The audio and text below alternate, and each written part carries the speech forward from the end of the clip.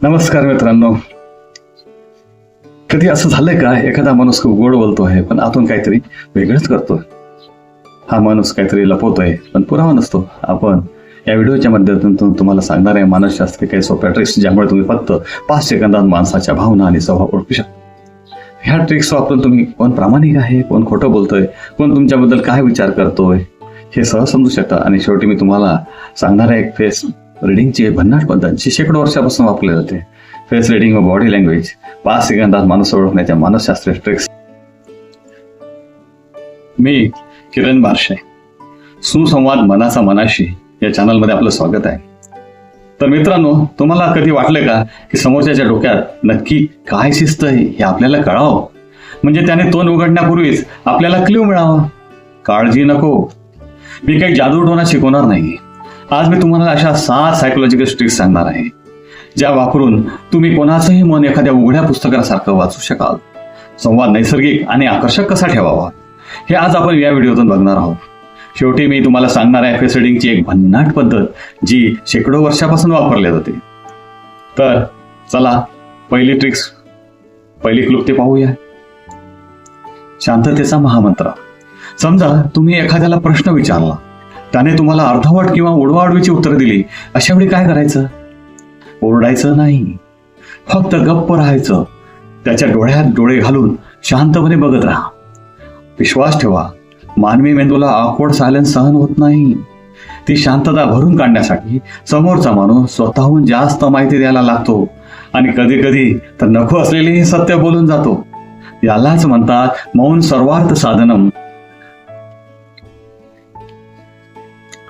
क्लुप्ती क्रमांक 2. पायांची एक्झॅक्ट दिशा. लोक खोटं बोलतात, पण त्यांचे पाय कधीच खोटे बोलत नाही. जर तुम्ही कोणाशी बोलत असाल आणि त्या व्यक्तीचे पाय तुमच्याकडे नसून दरवाजाच्या दिशेकडे जर असेल, तर समजा त्याचं मन इथे नाही आहे, त्याला इथून लवकर पळ काढायचं आहे. अशा वेळी उगाच आपलं रटाळ भाषण लांबवू नका, नाहीतर प्रेक्षक उभं राहून निघून जातील आणि तुम्ही फक्त माईकशी बोलत राहाल.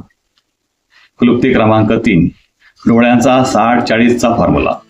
संवाद साधताना डोळ्यात डोळे घालून बोलणं महत्वाचं असतं, पण ते किती वेळ? जर तुम्ही सतत टक लावून बघितलं तर समोरच्याला वाटेल तुम्ही त्याला घाबरवताय किंवा तुम्ही सायको आहात. आणि जर सारखे डोळे चोरले तर वाटेल की तुम्ही काहीतरी लपवताय. म्हणून नियम लक्षात ठेवा. 60% वेळ आय कॉन्टॅक्ट ठेवा आणि 40% वेळ इकडे तिकडे बघा. यामुळे समोरच्याला तुमच्याबद्दल विश्वास वाटतो. क्लुप्ती क्रमांक 4. मिररिंग, नात्याची नक्कल. जर तुम्हाला एखाद्याला पटवून घ्यायचं असेल किंवा त्याचा विश्वास जिंकायचा असेल तर मिररिंग वापरा. म्हणजे काय? तर समोरच्या व्यक्तीच्या शारीरिक हालचालींची, उदाहरणार्थ हातांची हालचाल किंवा बसण्याची पद्धत अगदी हळूच किंवा नैसर्गिकपणे नक्कल करणे. समोरच्याला वाटतं की तुम्ही त्याच्यासारखेच आहात आणि नकळत तो तुमच्याकडे आकर्षित होतो.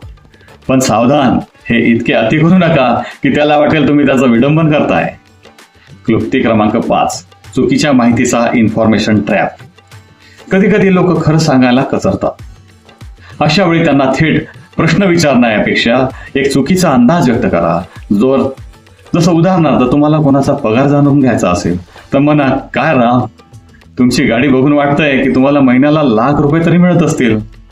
मग तो माणूस त्याचा इगो जपण्यासाठी लगेच म्हणेल, अरे नाही हो, फक्त 60,000 तर मिळतात. झालं, तुम्हाला हवी ती माहिती मिळाली. यालाच म्हणतात मार्मिक पद्धतीनं गुपित काढणं. क्लुप्ती क्रमांक 6. सूक्ष्म हालचाली, मायक्रो एक्सप्रेशन्स. जेव्हा तुम्ही कोणाला एखादा अनपेक्षित प्रश्न विचारता, त्याच्या चेहऱ्यावर 1 सेकंदाच्या 100व्या भागात जी हालचाल होते ते त्याचं खर मन सांगतं. तो क्षण पकडता आला पाहिजे. भीती, आनंद, तिरस्कार किंवा राग या भावना त्या 1 सेकंदात लपवता येत नाही. हे ओळखायला शिकलात की तुम्ही अर्धे माइंड रीडर झाला समजा. क्लुप्ती क्रमांक 7. आत्मविश्वासाचा बनावटा. शेवटची आणि सर्वात महत्वाची टीप. जर तुम्हाला खात्री असेल की समोरचा खोटा बोलतोय तर अशा अविर्भावात राहा की मला सगळं माहित आहे, मी फक्त तुझ्या तोंडून ऐकायची वाट पाहतोय.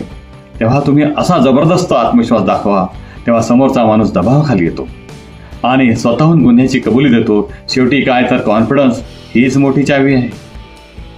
तर मित्रांनो, या होत्या 7 क्लुप्त्या. या वापरून बघा, पण जबाबदारीने. समाजात वावरताना येणाऱ्या विसंगतीवर मात करण्यासाठी या टिप्स नक्कीच मदतीला येतील.